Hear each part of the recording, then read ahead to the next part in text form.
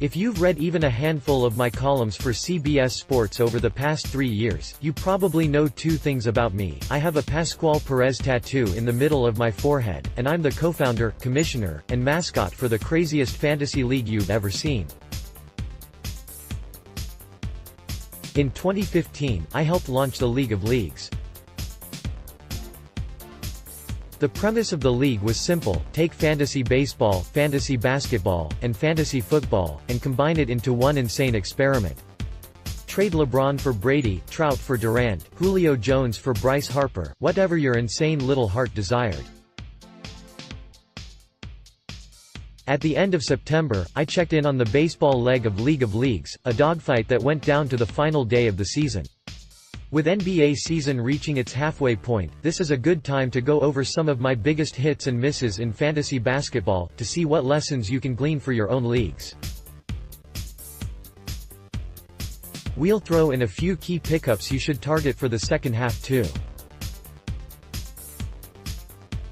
Here we go. Fantasy Hits View Profile. Since the League of Leagues is both multi-sport format and features keepers, 6 per team across the 3 combined sports, average draft position gets a little wonky. Still, when I picked Harris in the 6th round of this year's draft, ahead of starting NFL running backs like Jordan Howard and MLB aces like Madison Bumgarner, I was banking on him building on the big second-half numbers he delivered for the Clippers after coming over in the Blake Griffin trade. He's delivered, and then some. Harris is on pace for career highs in points, rebounds, field goal percentage, and free throw percentage. He's become a model of efficiency, sitting just a hair away from the elusive 5-0, 4-0, 9-0 club, with a monstrous .567 effective field goal percentage. He ranks an impressive 21st in 8 category leagues, ahead of luminaries like Ben Simmons, Klay Thompson, and yes, Griffin too. The lesson: in-season splits matter, and new systems matter. Harris' second-half charge last season tipped us to the bigger role he would have in Doc Rivers' offense. He's made good on that potential. View Profile. Finding impact players on the waiver wire can be a tough task in a 14-team league like ours. But Vonleh has come through, and then some. While his season-long numbers look playable, it's more instructive to look at his more recent performance, since he's been a free agent target more recently, with Knicks coach David Fizdale settling on a rotation and using Vonleh more lately. That's how you get Vonleh averaging a double-double, 10.8 points, 12 rebounds over the past 15 days, with a huge 2.6 combined steals and blocks per game. Lesson: coaches on rebuilding teams often need time to figure out how they're going to dole out playing time. Fizdale looks like he's settled on his guys. As long as Kristaps Porzingis remains out, Vonleh figures to log 30-plus minutes a game, with tons of rebounds, plus those scarce and precious defensive stats. Given that Porzingis has no timetable for his return, and that both the Knicks and Porzingis have no strong incentive for 3 to 6 Latvia to rush back, look for lots more Vonleh in the second half. Fantasy Misses View Profile. Given that we drafted almost 10 months ago, it wasn't unreasonable to make a speculative pick on Porzingis. But picking him in the 10th round was too aggressive, even though I can keep him as an 8th rounder for the 2019-2020 season.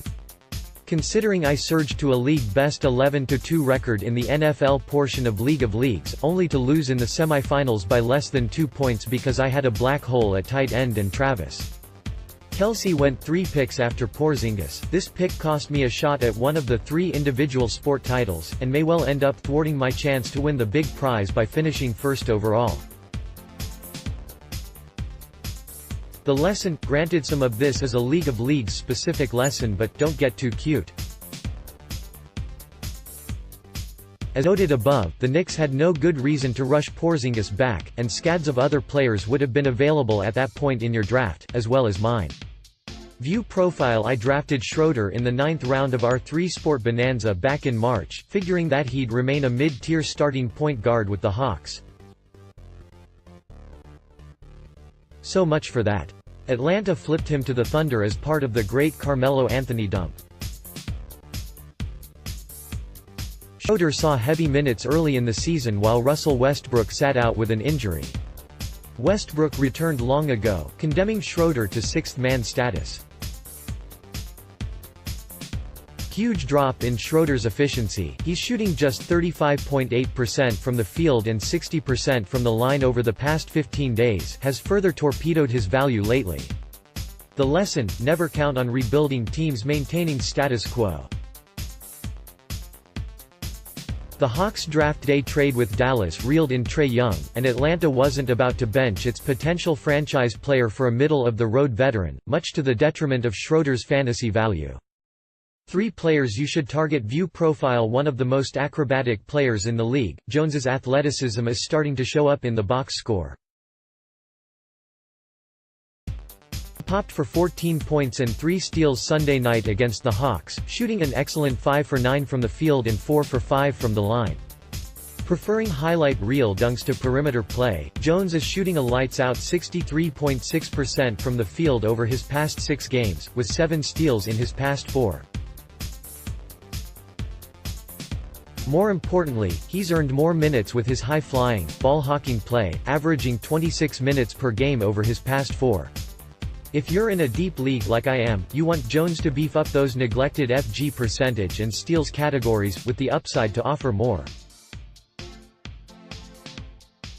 View profile: the Spurs starting point guard with DeJounte Murray out for the year, White won't get you that many assists, given that San Antonio's offense often runs through DeMar DeRozan. Still, White is another field goal percentage play, shooting a ridiculous 73% over his past 5 games, and a still blistering 60.3% over his past 10.